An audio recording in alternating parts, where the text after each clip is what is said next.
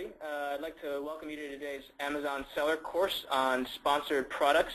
We have a lot of great information for you guys lined up for you today. But first, I'm going to quickly run through some introductions and logistics before we dive into the real meat of the webinar. So I guess before I go any further, I'm John Gregoire. I'm the Director of Demand Generation here at CPC Strategy. You probably all get a lot of emails from me. My role here is to curate key retail, marketing, and e-commerce topics that we here at CPC Strategy believe to be the most important or pressing kind of topics, and we aim to ultimately produce high-quality educational resources around those topics for you, also that you kind of know how they affect your business and how to get set up. So sponsored products is just one example, but Facebook just dropped big news yesterday with the new product ads program, and so we're definitely looking to provide some analysis around that and for more announcements to come. So just a quick overview of who we are. CPC Strategy is a retail-focused search agency, and so we specialize in the marketing channels that most directly impact a retailer's digital bottom line. So today I could ask my mom, hey mom, where was the first place you went the last time you knew you wanted to buy something online? And she'd probably answer Amazon or Google to start her search. And so we provide managed services around both of those retail search giants. From a top-down perspective, we specialize in Google Shopping, text and display ad management, as well as Amazon Marketplace Strategy.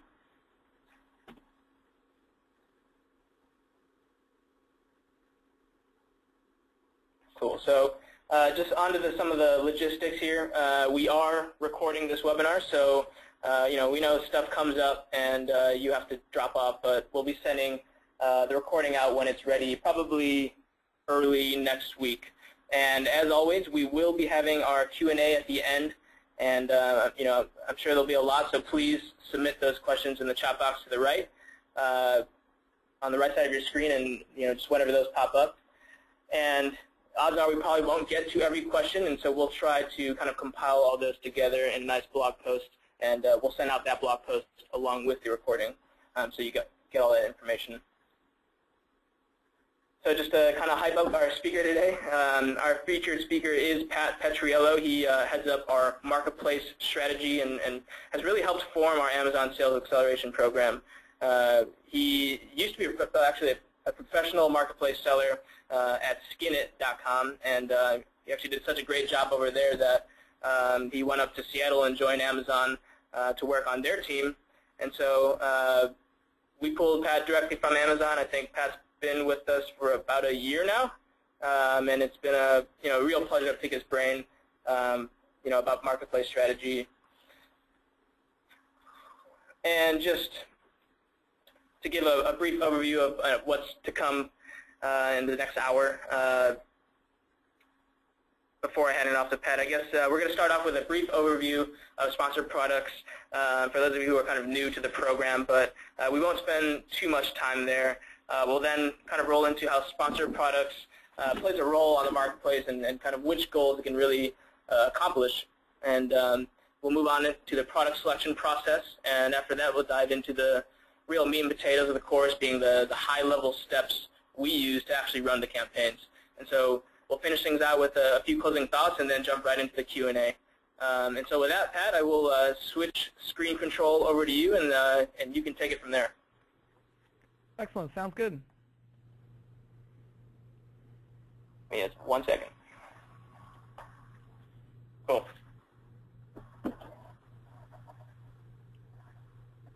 All right. John, thanks for the introduction, and thank you everybody for joining us today to talk a little bit about sponsored products on Amazon.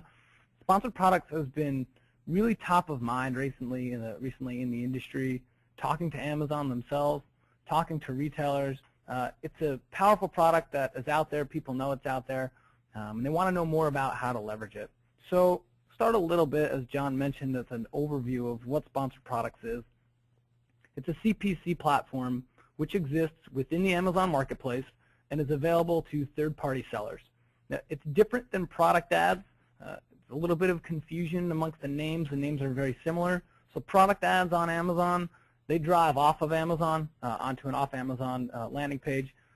Sponsored products drive to an Amazon detail page, so they require that you are a marketplace seller to begin. To be honest, many, if not all of you, have probably already seen sponsored products as you've been perusing Amazon, either as a buyer or just when evaluating your own channel. You see these on the right rail of the Amazon SERP, most primarily, as you see pictured here. You'll see them at the bottom of the SERP. And that was the traditional starting off point from when the program was first launched a couple years ago. And we've also seen them in the carousel and the detail pages. They've been replacing and pushing down a recommendations widget, so we can see the placement for these pick up as well. Amazon has invested a lot in sponsored products. I mean, they really made a push for it. Last year, they re-released it in October of 2014 to make it available to marketplace sellers before the holiday. The investment in it was obviously to give merchants another extension, another opportunity to get their products found on Amazon. And the relaunch came with new placements and increased functionality. So some of those placements I just mentioned, especially that right rail of the SERP, which is a really powerful one, didn't exist in the first iteration of sponsored products and is now an additional feature with the relaunch. That's part of the reason that it's made the program as important as it is and dictates more attention from sellers to leverage as it is. So we'll get a little bit more into that increased functionality later on in the webinar. A quick note that when we're talking about these placements, it can be frustrating sometimes, just as Google does when they're testing their ad boxes for Google Shopping PLAs. Placements do vary by category, they vary by search term, and Amazon is constantly testing. I mean, this product was relaunched back in October, so they're constantly testing to optimize themselves. So sometimes you might do a search, be able to produce sponsored products in the way that you're used to, and other times you won't. And so just important to note as you're showing these. So it's important within the context of sponsored products to think about where this fits into your approach for success on the marketplace, right?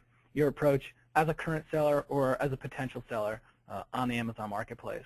And in order to do that, it's useful to give you a window into what CPC Strategy's proven track record for success in the marketplace is. And it's really these paradigms of discoverability and buyability. And they do sound like catchy phrase words, and maybe to some extent they are. But really what they mean is, at their simplest forms, it's the ability to get your products found in the massive sea of products that exist on Amazon, and then once they've found, to get those products purchased, right? So discoverability, getting your products found out there, getting those detail pages to be seen. Once a buyer, a potential buyer, clicks on a detail page, buyability is owning an increasingly larger share of the buy box, and also just conversion rate optimization to make sure that the content on that detail page and the offer that you're presenting to potential buyers is compelling enough to convert that session into an actual order. The important thing that we have found here, and the part that I find actually really interesting as we talk about this, is the interplay between these two. It's a virtuous cycle, it really is. So as your products get found more, they get more sessions. They get clicked on more. They get purchased more. As they sell more, they show higher up in Amazon SERP. There's two factors that go into the Amazon SERP. One of them is sales history, and one of them is relevance. So as that sales history gets more robust, those products start to show up higher. Well, as they start to show up higher, they get more sessions. They get clicked on more, and they get purchased more. So you can't view these two paradigms in a vacuum as you're approaching success in the marketplace. There really is an interplay between them. And that's the reason why we put so much focus on these. With that framework having been laid out, where does sponsored products fit into that paradigm, right? Sponsored products is a discoverability tool, right? One of the most powerful tools that you can use to leverage to drive additional sessions to your detail pages. Obviously, additional sessions, top of the funnel, that turns into incremental revenue. So there's a number of different ways to employ sponsored products, and we will get into more of the meat of the strategy later on in the webinar. But it can be used as an acceleration program, or I like to say overcoming the inertia for new ASINs. As I just mentioned a moment ago, sales history is a part of the rankings on an Amazon SERP. So for a new product to the party competing against other ASINs that have maybe been on the platform for 2, 5, 7, 8, 10 years, whatever it might be, this is an opportunity to sort of catch up and get back in the game. It's also a discoverability lever for your products that do have that already have a lot of the buy box, and you're just trying to get more sessions to them. And we'll talk a little bit again how buy box matters into this.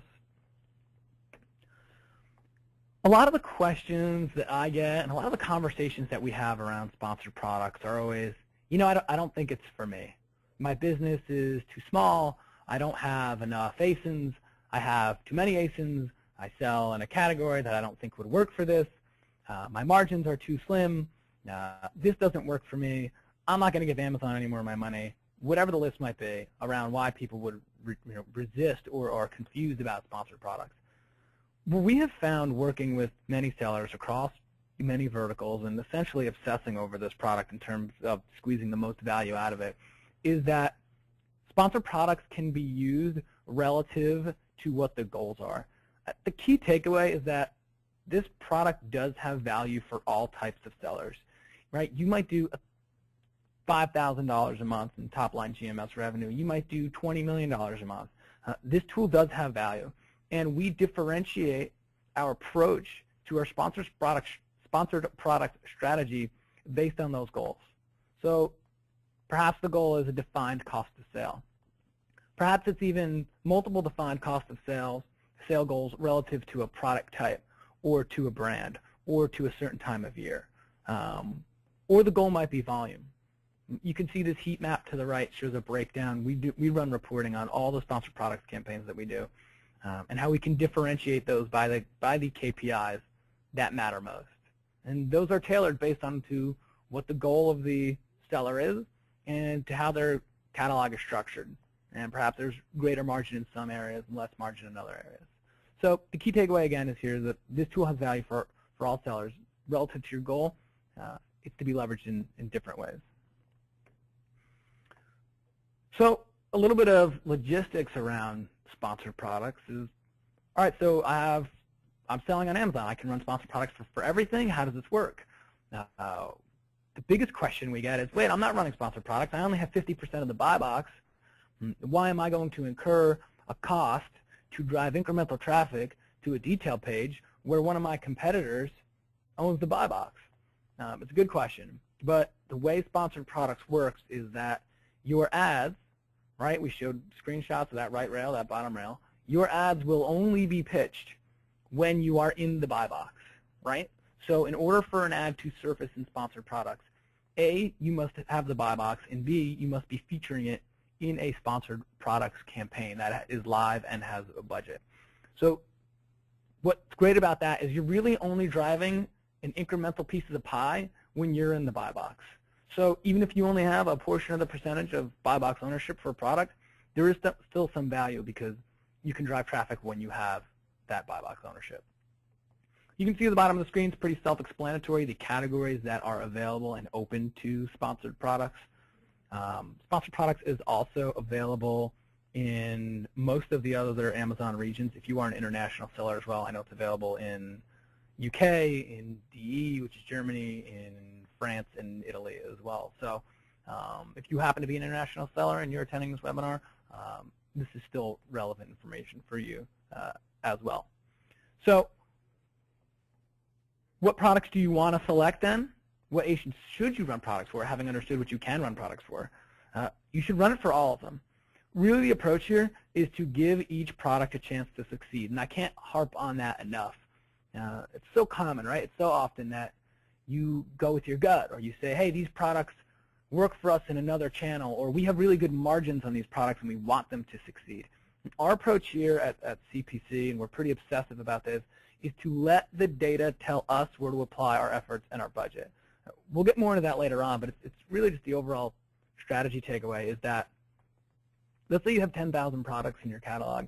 You might not have 10,000 winners necessarily on Amazon, and that's just given the hyper competition which exists on the marketplace.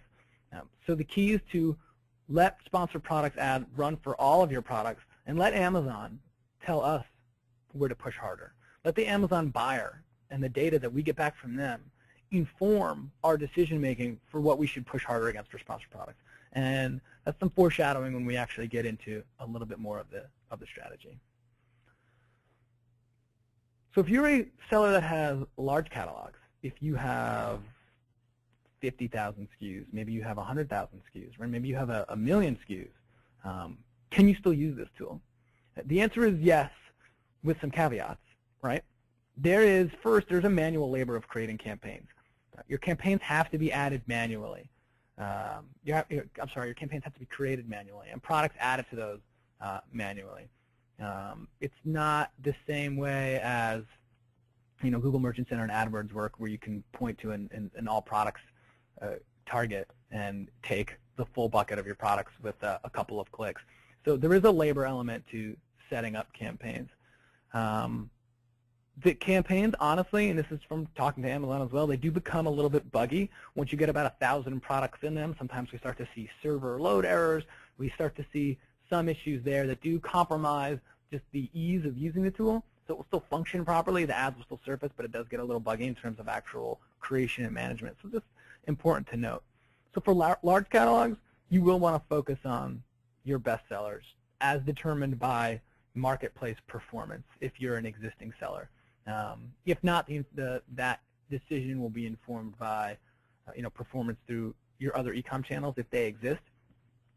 So for large catalogs, can still definitely leverage it, just a different approach to how to start creating them.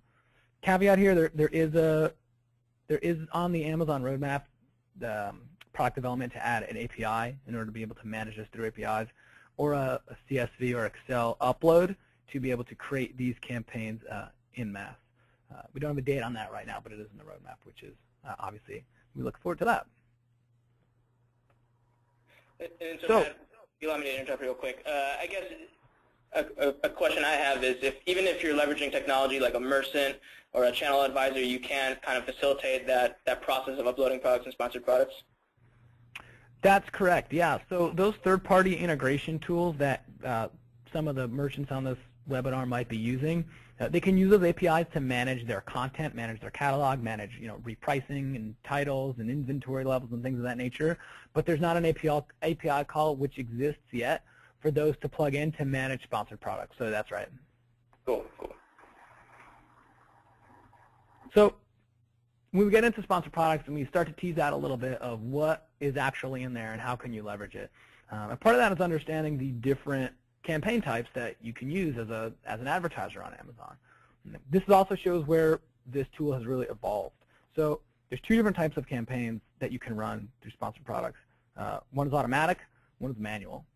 The automatic targeting, those are surfaced by the relevancy of the content to the customer search term that was actually searched on in Amazon. Manual targeting, those are informed by keywords that you will enter in and that you will give to Amazon and say, hey, I want to surface for these keywords. So the biggest difference between these two are just in how they are targeted. One is targeted by keywords, one is targeted by customer search terms.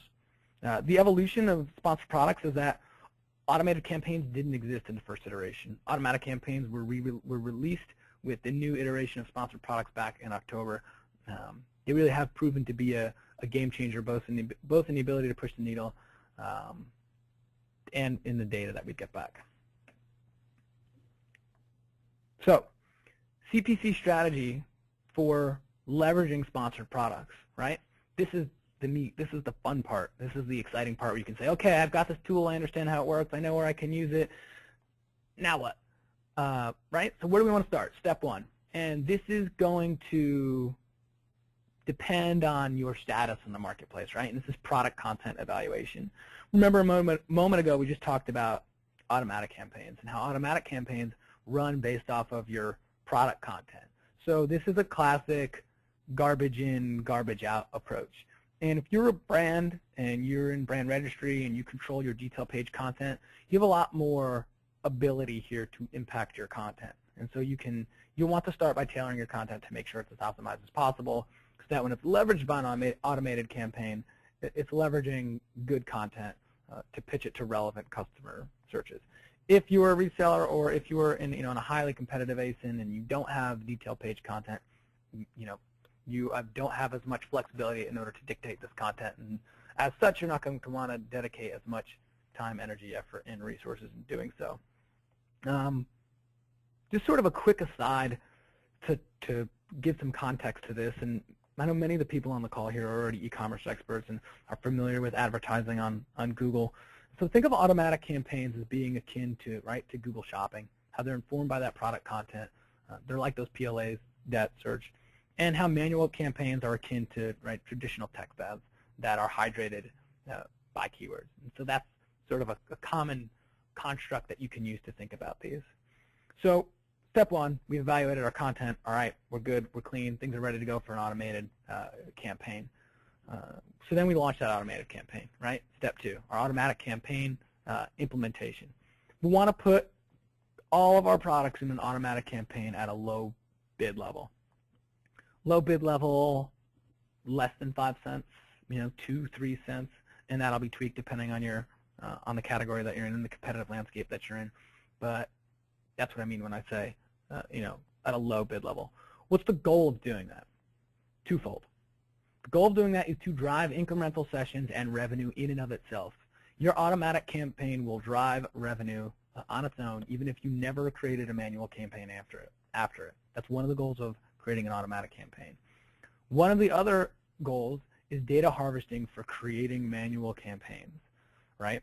So really what you're doing by including all these products in automatic campaigns is you're giving the products a chance to win and graduate, right? This sort of sounds like me being a broken record, but it is giving every product a chance to win.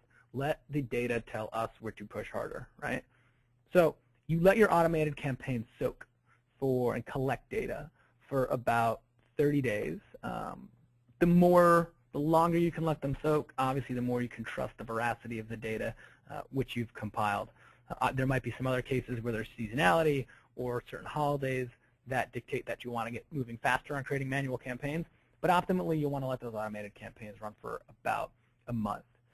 So when I talk about data harvesting, right, for creating manual campaigns, what data comes back here? And this is kind of a key takeaway here, is that the automated campaigns return data in the advertising reports through Seller Central that disclose customer search term behavior. This is a pretty big change for Amazon. The first time they've ever released this type of data ever in their existence that actually gives merchants transparency into the search keyword, right, the intent essentially, of the buyers on Amazon, and then can link that intent to how many impressions, how many clicks, how many conversions did they have relative to a particular SKU. So you can then use that information and say, okay, these are the search terms that are having the highest impressions, and these are the ones that are incurring the highest clicks, and these are the ones that are conferring, and then that will inform your manual campaigns, right? Manual campaigns, step 3 here.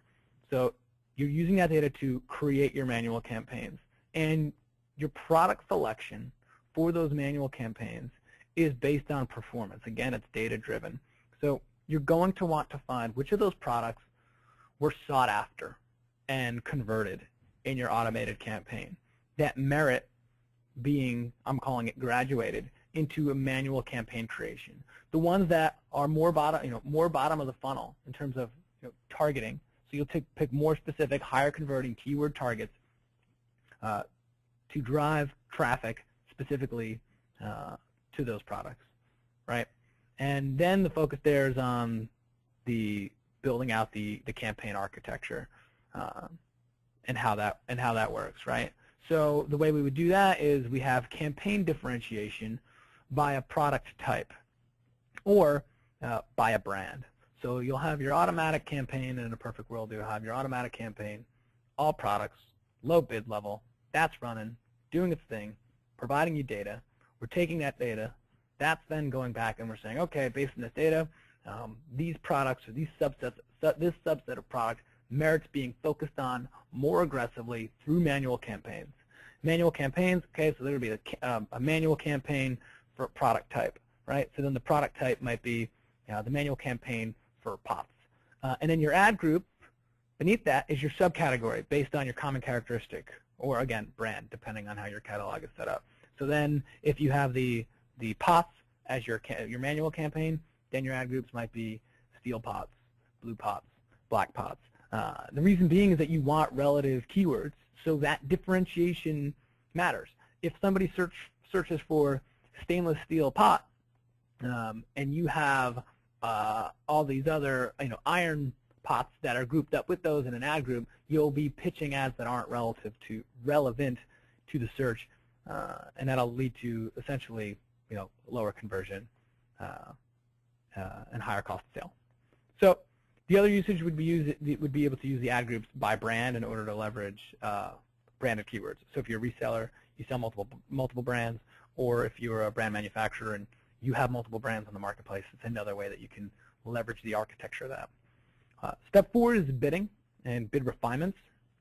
So for these manual campaigns, you'll start with a default bid level and then refine using the keyword bid report. So the keyword bid report will come back and say, all right, here's your max CPC bid. Here is your average CPC for the clicks that you have incurred for these keywords. And then here's what the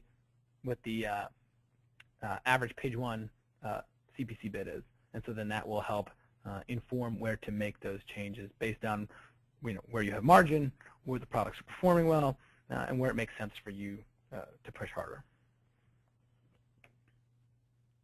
There are other strategies to consider, and when you're using sponsored products, and other ways to think about it in addition to just a straightforward, okay, we're just going to drive sessions. There's other ways to think about it.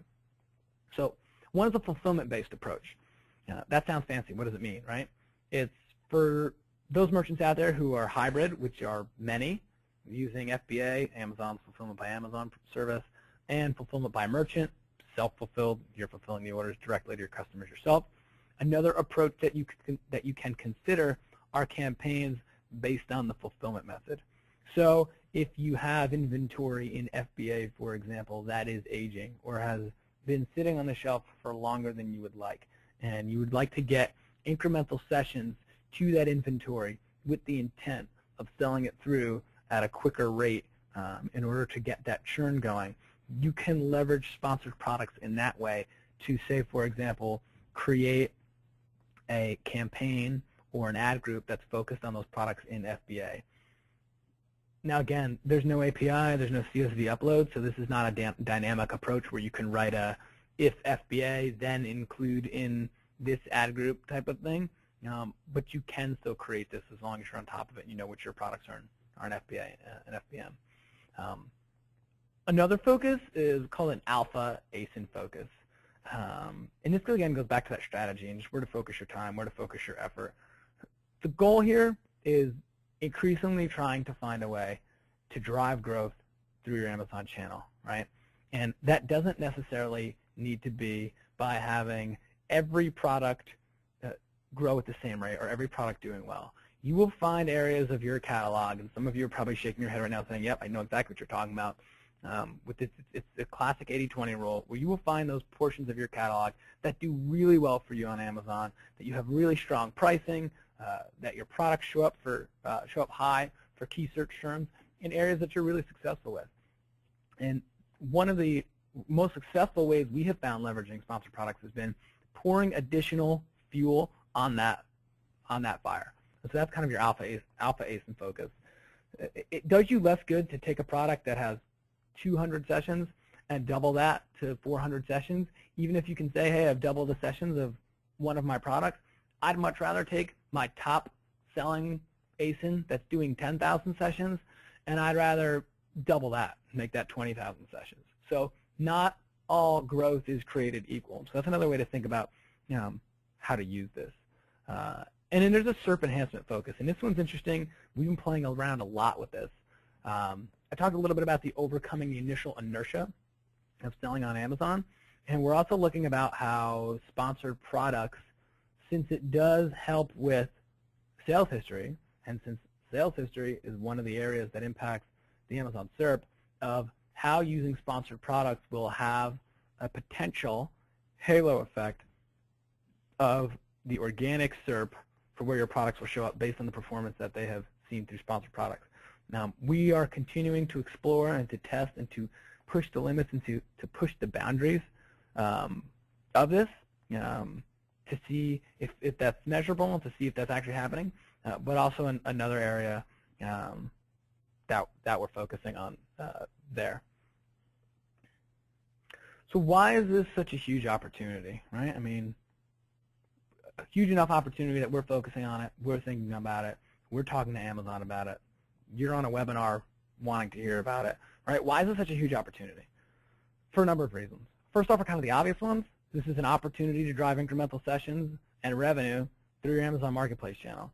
That in and of itself is sort of the drop the mic. This is a big opportunity that needs to that requires attention. Another reason is just the Amazon search query data that we get out of this, and for the first time having that customer search term behavior to see intent from Amazon. I mean, is it the level of depth that we get out of Google Analytics? It's not, but it's certainly a step in the right direction and shines a bright light on a black box that's existed for a long time and has been the source of true frustration for merchants for a while. Really, this is still in its early adoption phase, this sponsored products program, right? It was launched a couple years ago as a pretty small program. It was re-released back in October with these new features, and it's still in its early adoption phase, which means that there is opportunity there, and that we do see a future for this. So, what are some of our observations? What do we think about this kind of going forward? We think about this as Google Shopping in 2012 versus Google Shopping in 2015, right? Google Shopping in 2012, when it went from frugal, free clicks to paid placement, and what that meant for the level of competition and for the sophistication level of the advertisers that your businesses were competing against for clicks. Showing up in 2012 was equated to success, and now it takes a lot more than that in order to be a winner. Kind of the same thing here. This is still in its early adoption phase, so there is an opportunity to get in at near the ground floor and to use this to drive success. We're going to see more aggressive ad placements with this. Amazon's testing them all the time. We've seen on the detail page that sponsored products basically started at the bottom, and they've now pushed out recommendation widget carousels and are continuing to move north above the fold, or closer to the fold rather, on the detail page. And I would anticipate that would begin to happen. We're going to see an increase in competition. We've already seen it. More advertisers show up to the game, more success coming through this, more competitive bid levels, and staying on top of that is going to be more important. One thing to harp on here, and it's one of our philosophies, is that how much this is not a set it and forget it tool, and that you can't say, hey, I've set up my automatic sponsored products campaign, and now I'm done. We basically maintain a persistent vigil over all the sponsored products campaigns with the clients that we're working with, and competition levels change, buy box changes, new sellers come onto the platform, old competition leaves, Amazon jumps on and off ASINs. I don't need to tell you how dynamic and how many multi-variables are churning as it relates to Amazon. So staying on top of those is really important. And really the final takeaway is that this is representative of the growing sophistication of the Amazon Marketplace and the evolution of what it takes to be successful. On Amazon, 5, 7, 8 years ago, again, just showing up was success. Just harnessing the pure power of the amount of traffic volume that was going through this channel was enough to be its own line of business. Now, more and more, and especially with resellers, we're seeing the sophistication of competition, how fierce the price battle has become, and so the sellers that we are seeing be able to break through that plateau are the ones that are focusing and optimizing all the tools that are made available on Amazon, sponsored products being one of them. So this is representative of that, and it's been a really fun and exciting area that we've been focusing on, and we'll continue to push. Awesome. Thank you, Pat. Yeah, so it looks like we'll have a solid amount of time for Q&A. I actually just had a quick follow-up question for you, Pat. Particularly for the SERP enhancement strategy, when we're kind of talking about Amazon SEO and how sponsored products might affect that. But I guess we know that sales performance data plays a role in influencing the organic rankings on Amazon search as a results page. And so if sponsored products is kind of like an acceleration tool or program, if you're running sponsored products for a new ASIN, one that doesn't have very much sales performance data, you run that for about, 30, 60 days, and then take it off sponsored products for whatever reason. What are your thoughts? Is that a temporary boost in organic rankings just because it quickly accumulated that performance data, or is it kind of a lasting effect?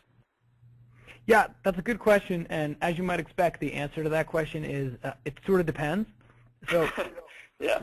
we have seen instances, right, where it does allow the product to overcome that initial inertia. So let's say it's on page 5, it's on page 7, and through the increased visibility that it gets through sponsored products, that product starts showing up at the bottom of page 1 or on page 2. And then once taken off of sponsored products, that it will be able to maintain that placement through its own performance organically. So essentially that equates to a temporary boost.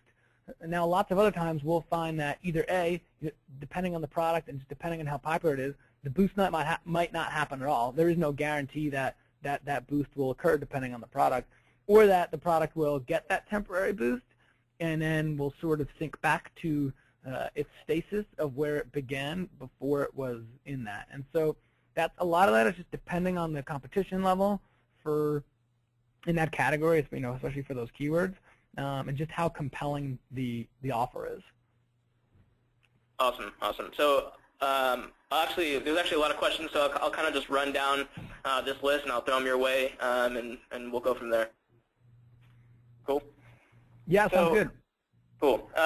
So I guess, would you recommend sponsored products for a brand manufacturer or an OEM, with just a couple products, maybe selling 1 to 10 products? And kind of in that vein, what about brands or OEMs that are new to selling as a third party on the Amazon Marketplace?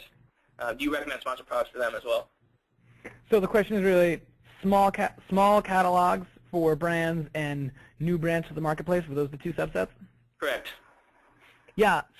So I would, and that really kind of harkens back to that. There's differentiated strategies depending on the goals, which are going to be related to the seller type and the size of their catalog and what they're trying to get out of it. So if you have only, let's say you only have 10 ASINs and you're selling on Amazon, right? So a brand that has a small amount of ASINs, right?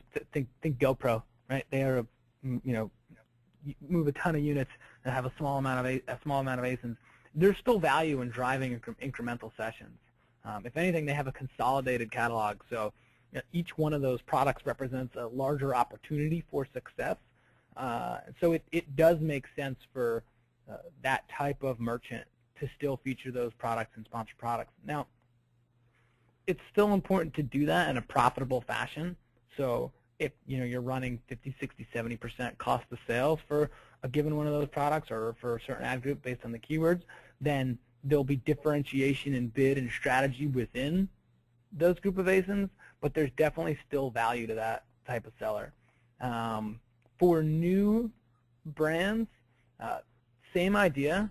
It's the idea of giving your products a chance to succeed. And right, it's almost like, this is going to be a bad analogy, which I'm somewhat famous for. This would be like sending all of your products, all of your children to college, and just giving them a chance to be successful, and then kind of seeing what happens from there and letting the data drive it. So there's still value for that new brand on the marketplace as well to give all those products the best opportunity to graduate and to be successful. Cool. So this one kind of talks a little bit more about looking at the actual data. And so yeah. Danny asks, is there any way to splice out orders or particular order IDs? And I'm guessing she's talking about within Seller Central. I guess, can you segment out the orders that came specifically via sponsored products within Seller Central, just to look at that? Right. And so you get order data in terms of the number of orders, but you don't get the order ID, which is associated with each of those orders. So it's like if you're pulling an order report, you'll see all your order IDs, and you won't, it won't necessarily tell you which one comes from sponsored products. And when you're pulling your sponsored products data, it won't necessarily tell you by order ID which one came from a sponsored product click. Cool, cool. So Michael has a different question. Kind of, it's a little bit more general, talking about, the question is, how important and effective are sponsored product ads in increasing sessions? And, well, he says he has difficulty getting clicks, so I guess a better question would be, what are the levers you can pull within sponsored products to kind of drive more session volume? Yeah, and that's actually it's a really good question. It's something we saw, especially more when we were first, playing around with this. Is that one of the issues we had at the beginning was just, and it sounds like a backwards problem, is the inability to spend as much as we wanted to. So we'd have a $50 a day budget, and just we're having difficulty hitting budget, and so that might be around what Mike is speaking towards. So around there, that's where the bid management and bid adjustment process comes into place and is so important, is especially within those manual campaigns, finding those products that really do well for you, and then finding the keywords from that data harvesting that you had done that really leads to the success, and making sure that your bid levels are competitive there. And so pushing harder there, and pushing harder there really means spending more there to drive more volume. There's also, too, if you did bump your kind of all products automated campaign up a couple pennies, or even differentiate out an ad group within that automated campaign, that maybe it was at the 5-cent level or at a 10-cent level. That's another way, too, that you can drive incremental sessions. If Mike or other sellers like Mike are having, kind of plateauing there, the only advice there would just to stay on top of that, because when you do have all those products featured and you do up that bid level, you can see a pretty quick increase in spend. So you have your budgets in place, but when you do that, you just want to make sure you stay pretty close on top of it.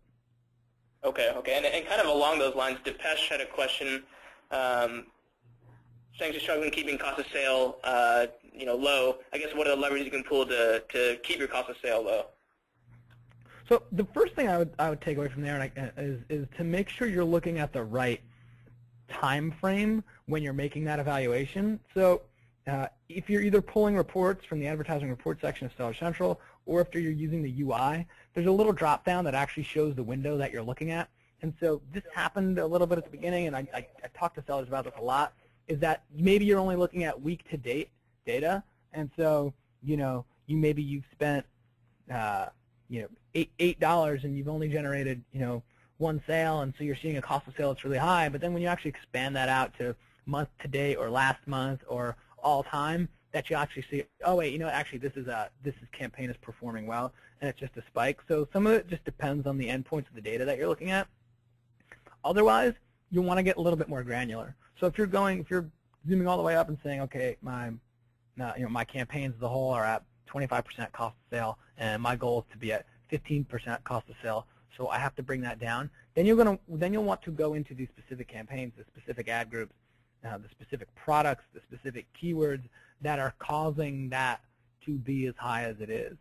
In most of those cases, it's not that every campaign you're running is at that 25% level. It's that one of them is running at a 60% level and driving that aggregate up. So it's sort of, kind of taking out those key violators, if you will. Cool, cool. This is kind of a question I don't really expect you to have an answer for, but Anthony asked, it's kind of interesting, do you think volume of reviews get taken into account? Kind of goes back to the question about whether new sellers should be using sponsored products. Mm-hmm. Do we think volume of reviews gets taken into account in terms of having the ad surface? No. That question might be about organic SERP. Volume of reviews doesn't go into play for whether your product surfaces for sponsored products. It's about relevancy and bid level. Okay. Thank you for clarifying. we've actually gotten a couple questions on this, and I think we should have probably clarified this from the start. But so sponsored products is not available to vendors currently, right? And kind of along those lines, what levers can they pull to be driving sessions? So the first part was, can vendors use sponsored products? Yes. The answer to that is no, at least for right now. I wouldn't be surprised, though, to see sponsored products be opened up to vendors in the not-too-distant future. I don't know if I want to sign my name to that prediction, but that's something I definitely wouldn't be shocked to see. I could definitely see reasons for Amazon wanting to do that, and so I think that's let's put a stay tuned on that. But if it does become something, that's something we'd love to work with. And then the second question was, that being said, what other tools can Amazon vendors leverage? Is that right? Yep. Okay. I don't want to get too far down to it, just to relevance to this, but there's AMS, which are Amazon Marketing Services. You'll see sometimes ads that show up underneath the buy box on a detail page. Those are called e-commerce ads. There's CPC banner ads that you'll see at the top of SERP, which drive to branded Amazon pages or to dedicated search pages. Those are called sponsored search ads. Those are all under the AMS, Amazon Marketing Services arm, which are available to vendors only, so not available to third-party sellers. And those would be their main incremental traffic driving mechanisms on Amazon. Awesome, awesome. So these next couple questions are going to talk a little bit more about the actual automatic and manual campaigns. So yeah. Carol has a question. Essentially, you know, if I have an auto campaign, what do you do with the poor performers? Are you segmenting those out at all, or you kind of just let those run at the low bid within that big automatic campaign? Yeah, that's a really good question, and I guess it depends on the definition of poor performers, right? If there's a poor performer that's not generating a lot of interest, not generating a lot of clicks, then it's a poor performer in terms of it's not driving incremental revenue, but it's also not driving up cost either. So I have less of a concern about those, and I am hesitant to take those out because, again, maybe those quote-unquote graduate later on when the competitive landscape for that product changes, or seasonality for that product changes, or where massive storms hit the East Coast and all of a sudden snow boots are a thing that mattered more than they mattered a couple weeks ago, something of that nature. If it's a poor performer in terms of a product or an ad group that is driving a lot of sessions or driving a lot of clicks, incurring a lot of costs, then that obviously becomes more damaging to the overall campaign.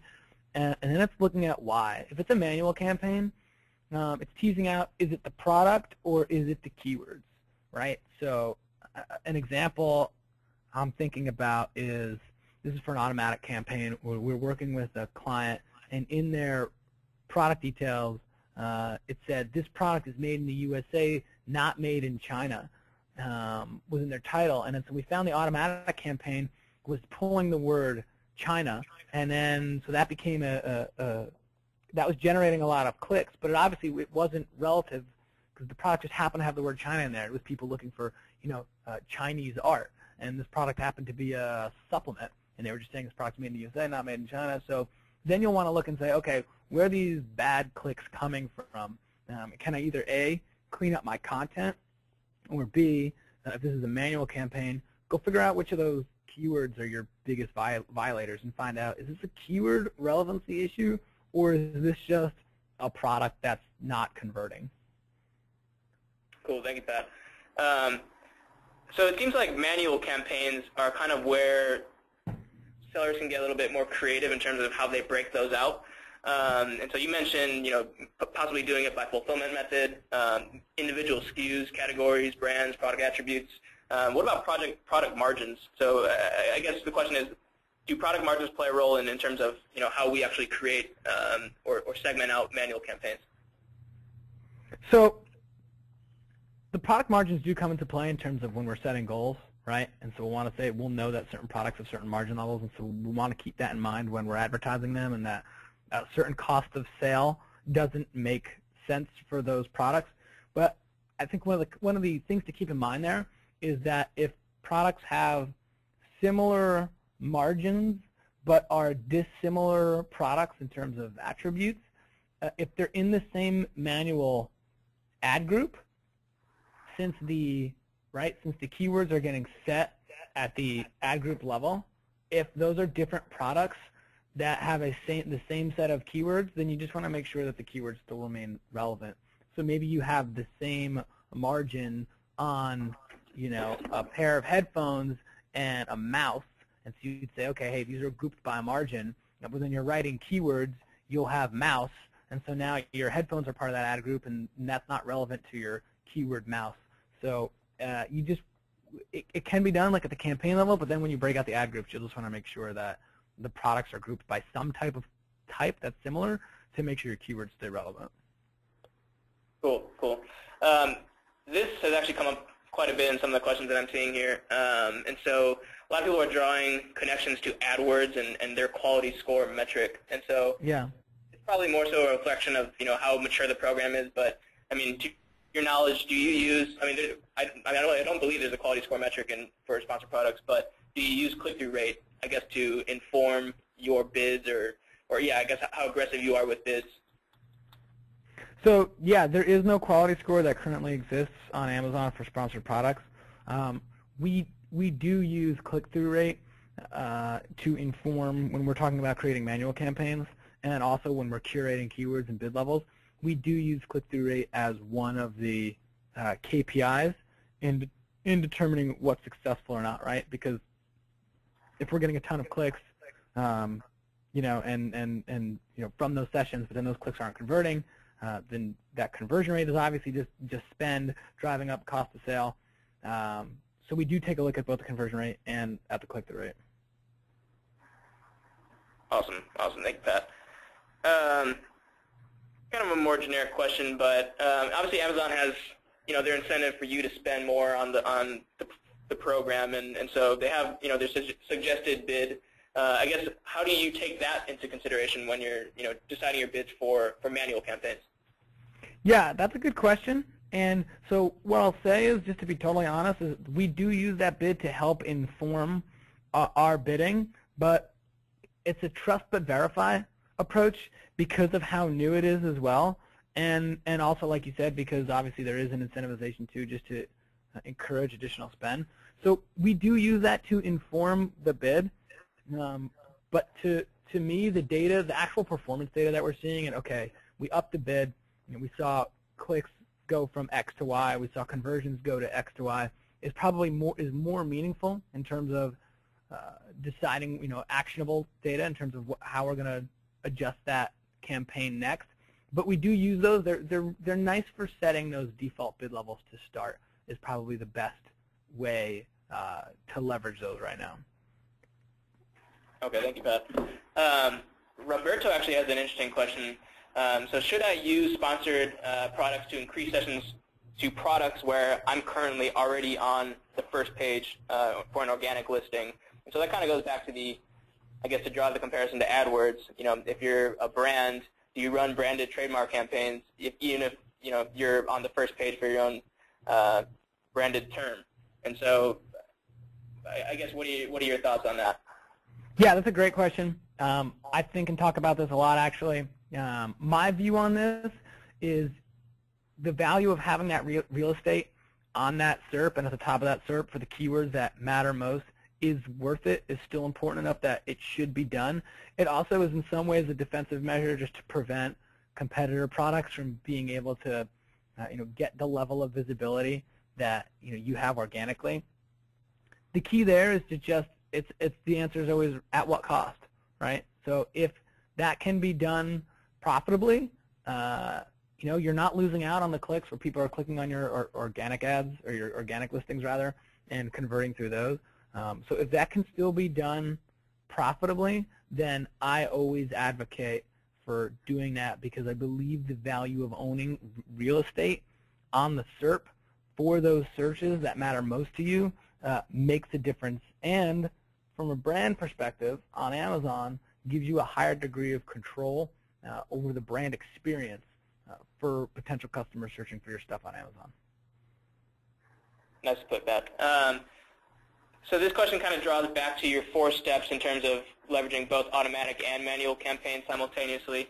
So you mentioned basically from steps 2 to 3, you're pooling that converting search term data from automatic campaigns to kind of inform the creation of manual campaigns, and also that performance data as well. And so I guess the question is, do you keep keep the products within automatic campaigns that you're going to be creating manual campaigns for? So do you have them both simultaneously in an automatic and a manual, or do you kind of pull it from the automatic to create it in a manual? That's a really good question, and I keep them in the automatic campaign so that they can continue to harvest data. New search terms might come up. They'll be running in there, and again, as long as they're running in there profitably. Even if they, through the automatic campaign, come up for some long tail keywords that generate, another 10, another 20, orders a year. Those are 10 or 20 orders a year I wouldn't have got if I had taken those out, and they're at that low bid level, so I leave them in. Okay, cool. This kind of draws to our experience using the program. I guess in your experience, what verticals have you seen to be the most competitive in terms of, the average bids?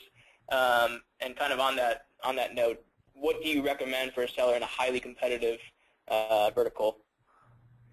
Yeah, so we've worked across a lot of verticals using sponsored products, and that's been one of the most interesting things, is seeing this from a top-line view and aggregate level. I know supplements has been really, really competitive. It's also just been a volatile category overall, with Amazon policing that more intensely over the last 6 months. So supplements have been really competitive in terms of bid levels, and also apparel. Now I know apparel is not listed as an actual category that you're approved for selling sponsored products in, but there are some, I'm just using the word apparel, we can just call them clothing, that are listed in sports and outdoors, or even through home. So some of those products too, we have seen high bid levels for those. I think I was looking at, it was like hiking gear, backpacks, boots. Hiking gear has been really competitive, so that falls into the outdoor space. So your question was, what do you do about that, right? Yep. Yeah, so what you do about it is, and this is really just emblematic of, what do you do about hyper competition on Amazon in and of itself, regardless of if we're talking about sponsored products or not. And it's really needing to identify the areas of your catalog that wins, that drives growth, where you have a competitive offer. And maybe it's because you have it in FBA, and so you're winning a higher percentage of the buy box, or because Amazon isn't selling in those ASINs, and so you have a higher opportunity to, or a greater opportunity rather, to win there. So it's identifying those areas and pouring fuel on those fires. If you're competing directly against Amazon and they're willing to sell at a price 25% below your price because they can sustain those margin levels, that becomes a really difficult David and Goliath type fight that is hard to win, or hard to win sustainably. And so your effort, resources, budget, people, thoughts, and strategy are probably best leveraged in other areas where you can actually compete. And so that's the same approach I would take in those competitive categories for sponsored products. Awesome. Thank you, Pat.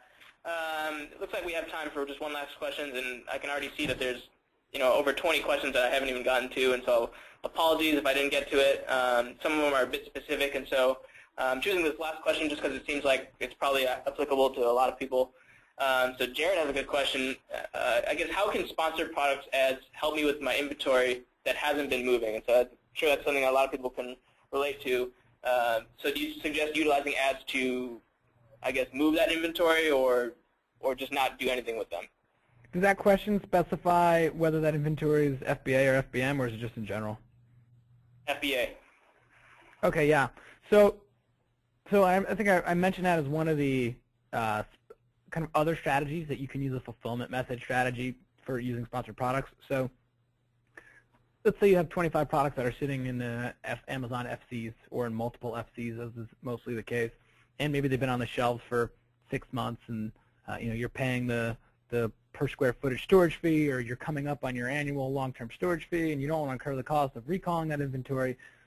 So the value for you is just clearing out that space, getting that cash turned into cash so it's not tied up in inventory. And so you can use sponsored products as just a way to get more sessions to those particular ASINs in order to encourage orders for those.